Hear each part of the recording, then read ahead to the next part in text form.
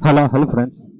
এখন আমরা আলোচনা করব Khan method a complete book of written spoken English grammar বই থেকে হাউ টু রিড ভার্ব, অর্থাৎ একটি ভার্বকে চতুর্ভাবে বাক্যাংশ করে পড়ার কৌশল এখানে ওয়ান বাই ওয়ান বাক্যাংশ করে দেখানো হলো।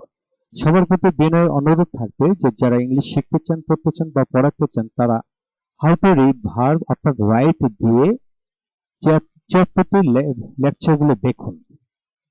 এখন আসুন কিভাবে আমরা পড়ব। প্রতিটি ভার্বের পূর্বে আনবসি ভার্বের পাস্ট পার্টিসিপল ফর্ম এর পূর্বে আনবসিয়ে পড়ার নিয়ম, যেমন রিটেন থেকে আনরিটেন, লেখা হয়নি এমন, অসম্পূর্ণ লেখা বা অলিখিত।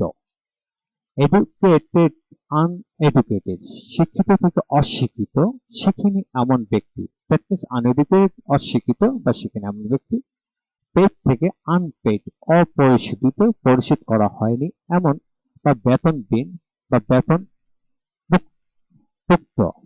দান করা, আনদান করা হয়নি এমন, যেমন আনইটেন, খাওয়া হয়নি এমন, আনটোল্ড, বলা হয়নি এমন, আনডিসকাসড অর্থাৎ আলোচনা করা হয়নি এমন, আনগিভেন, দেওয়া হয়নি এমন এরূপ অর্থ প্রকাশিত হয়। তবে এইভাবে প্রায় অধিকাংশ ভার্বের সাথেই ওই ভার্বের পাস্ট পারফেক্ট ফর্মে পড়বে আনবসিয়ে পড়া যায়।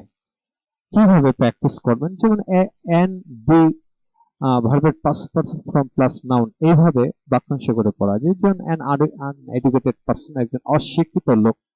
অ্যান আনএডুকেটেড ওম্যান, একজন অশিক্ষিত মহিলা। বা অ্যান আনএডুকেটেড চেয়ারম্যান, একজন অশিক্ষিত চেয়ারম্যান। এইভাবে মানুষের পদবি বা অবস্থানের নাম বসিয়ে পড়া যাবে। অ্যান আনরিটেন লেটার, একটি অলিখিত চিঠি বা প্যারাগ্রাফ বা ডায়ালগ বা ডকুমেন্ট, একটি অলিখিত ডকুমেন্ট, অর্থাৎ লেখা যায় এমন কিছু এখানে বসিয়ে পড়া যাবে।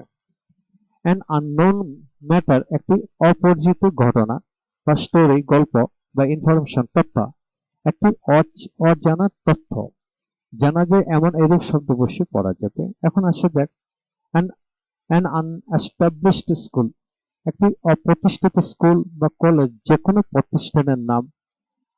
তারপর ব্যক্তি, পার্সন, ওম্যান, টিচার, এইভাবে মানুষের পদবী অবস্থার নাম বসিয়ে পড়া যাবে। হ্যাঁ ফ্রেন্ডস, আমার এই ভিডিওটি যদি ভালো লেগে থাকে প্লিজ সাবস্ক্রাইব করুন, এবং পরবর্তী ভিডিওটি দেখার জন্য সবাইকে আমন্ত্রণ জানানো হলো। Thank you very much.